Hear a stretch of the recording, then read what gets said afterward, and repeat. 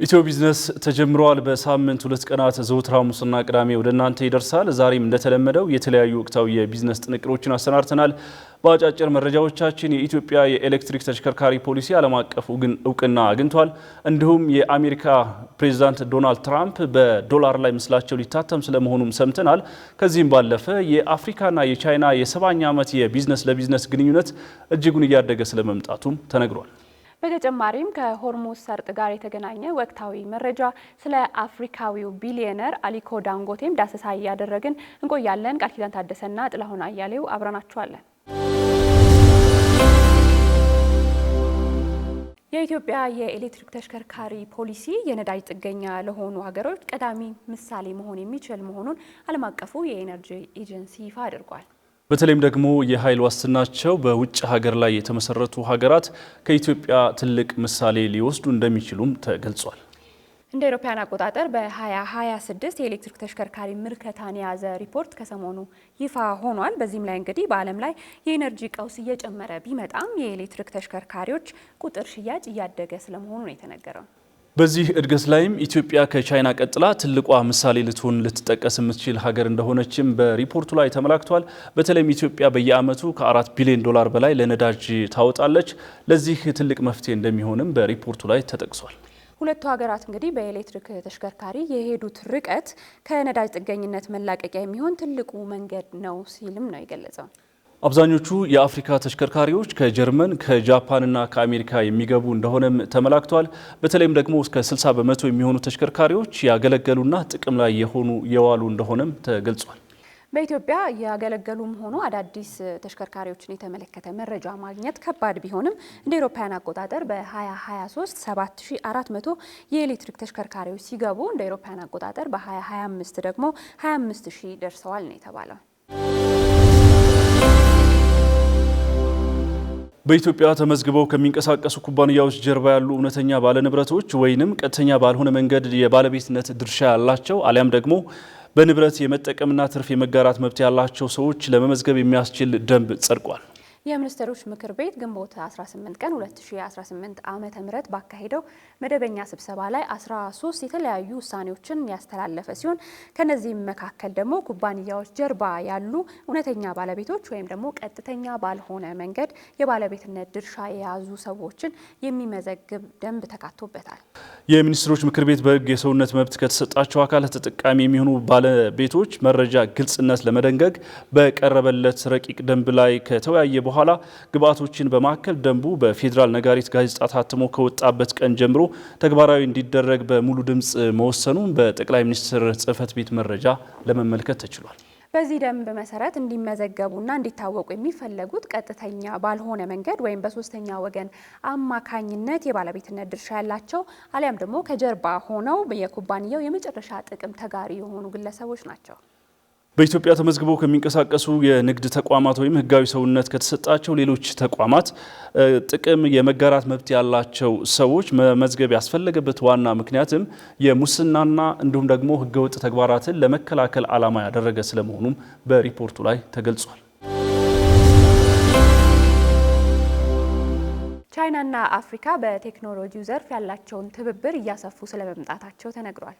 እንደ አውሮፓውያን አቆጣጠር በ2026 የቻይናና የአፍሪካ የሁለትዮሽ ግንኙነት 70 ዓመት የደፈነ ሲሆን ባለፉት ዓመታት በተለይም በቴክኖሎጂ መሰረተ ልማት ላይ ከፍተኛ ትብብር እያደረጉ እንደሆነ ነው የተገለጸው። የቻይናና የአፍሪካ ትብብር ከአርቲፊሻል ኢንተለጀንስ ስልጠና እስከ ዘመናዊ የግብርና ዘርፎችን ያካተተ ሲሆን በተለይም በዲጂታል መሰረተ ልማትና የአካባቢ ማህበረሰብ አቅም በማሳደግ ላይ የቻይና የልማት ተሞክሮን ወደ አፍሪካ ማሸጋገር ላይ ትኩረቱን ያደረገ ነው የተባለው። እንደሚታወቀው እንግዲህ በርካታ የቻይና ኩባንያዎች በተለያዩ የመሰረተ ልማትና የቢዝነስ ዘርፎች ላይ በአፍሪካ ተሰማርተው ይገኛሉ። በተለይም የቻይና ኩባንያዎች በአፍሪካ ሀገራት 150,000 ኪሎ ሜትር የሚረዝም የኮሚኒኬሽን መሰረተ ልማት የገነቡም ሲሆን በተለይም በማዳጋስካር እየገነቡት ያሉት 73 የኔትወርክ ጣቢያዎች 165,000 የገጠር ቀበሌዎችን የሞባይል ክፍያና የኢኮሜርስ ተጠቃሚ ያደርጋል ተብሏል። በሌላ በኩል በኬንያ የተቋቋመው የሉባን ወርክሾፕ በክላውድ ኮምፒውቲንግ፣ በሳይበር ደህንነትና በአርቲፊሻል ኢንተለጀንስ ዘርፎች ስልጠናዎችን እየሰጠ ይገኛል። የአሜሪካው ፕሬዝዳንት አሁንም አነጋጋሪነታቸውን ቀጥለዋል። ከሰሞኑ እንደሰማነው እንግዲህ የአሜሪካው ፕሬዝዳንት ዶናልድ ትራምፕ ምስላቸውን የያዘ የገንዘብ ኖት ሊታተምላቸው ነው ተብሏል።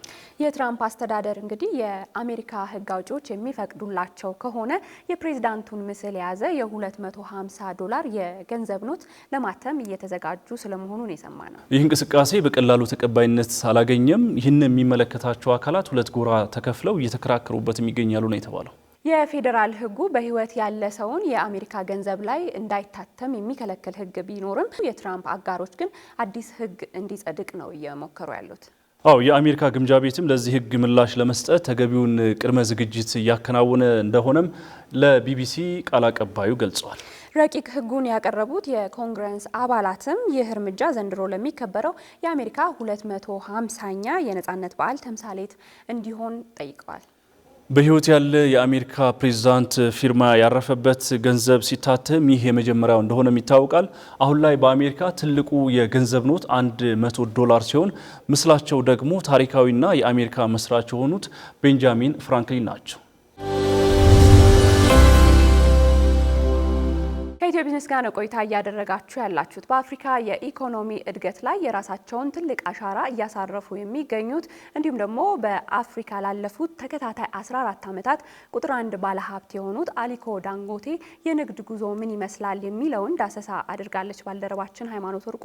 እሱን ተከታትለን እንምጣ። I think the most important one, number one, David, if you are going into any business, you must understand the business A to Z. You must know that business. You shouldn't just go and invest because somebody now will say, okay, hey, there's good money in cement, then you go and jump into cement. You have to understand the business in and out. $36 ቢሊዮን ይህ ቁጥር ለአንዳንዶች የአንድ ትልቅ ሀገር ዓመታዊ በጀት ሊመስል ይችላል። ምክንያቱም ከብዙ ሀገራት በጀትም በላይ ነው። ነገር ግን የአንድ ሀገር በጀት አይደለም።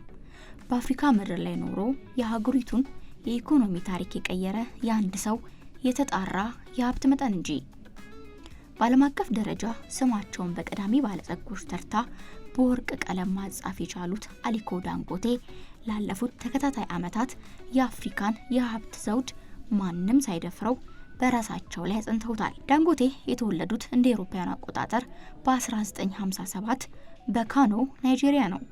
እድገታቸውም እዛው ሲሆን የንግድ ትምህርታቸውን ለመማር ወደ ካይሮ አቅንተዋል። ከዛም ትምህርታቸውን አጠናቀው ወደ ትውልድ ሀገራቸው ሲመለሱ በኪሳቸው ሙሉ ሚሊዮኖች አልነበሩ። የነበራቸው አንድ ትልቅ ህልምና ካጎታቸው የተበደሩት $3000 ብቻ ነበረች። በእጁ ጥቂት ገንዘብ የፍጆታ እቃዎችን በማከፋፈል የንግድ ጉዟቸውን ስለመጀመራቸው መረጃዎች ያሳያሉ። Did not inherit any money from my father. I built everything from scratch to where I am. ትጋት ፍሬ ያፈራችና እንደ አውሮፓውያን አቆጣጠር በ1981 ኩባንያው ያደገ መጥቶ ታላቁን የዳንጎቴ ግሩፕ ወለደ። በምግብ አቅርቦት፣ በሲሚንቶ ምርት፣ በጭነት ትራንስፖርት ዘርፍ ስሙ ናይጄሪያውያንን ማናወጥ ጀመረ። ለዓመታት በትልቅ አስመጭነት ሲሰሩ የቆዩት ዳንጎቴ አንድ ቀን ግን ራሳቸውንና አህጉራቸውን የለወጠ አንድ ታላቅ ጥያቄን ጠየቁ። እኛ አፍሪካውያን ለምንድን ነው የራሳችንን ሀብት ራሳችን የማናመርተው? ለምንስ ሁል ጊዜ ጥገኞች እንሆናለን? ይህ ጥያቄ የዳንጎቴ ግሩፕን ካስመጭነት ወደ ታላቅ አምራችነት ያሻገረ የብርሃን ብልጭታ ነበር። ከናይጄሪያ እስከ ኢትዮጵያ፣ ከካሜሩን እስከ ታንዛኒያ ባለሀብቱ ከ10 በላይ የአፍሪካ ሀገራት ውስጥ በቢሊዮኖች የሚቆጠር ዶላር በማፍሰስ የሀገሪቱን የኢንዱስትሪ ደም ስር አነቃቁት። ዛሬ የዳንጎቴ ግሩፕ ከ15 በላይ የግዙፍ ኩባንያዎች ባለቤት ነው። በሲሚንቶ ማምረት፣ በማዕድን፣ በማዳበሪያ፣ በተፈጥሮ ጋዝ፣ በፋይናንስ፣ በስኳርና በቴሌኮሙኒኬሽን ዘርፎች ላይ ተሰማርቷል። የዳንጎቴ ሲሚንቶ የድርጅቱ ትልቅ የገቢ ምንጭና የአፍሪካ ቁጥር 1 የሲሚንቶ አምራች ነው። በአመት ከ48 ሚሊዮን ቶን በላይ ሲሚንቶ የማምረት አቅም አለው።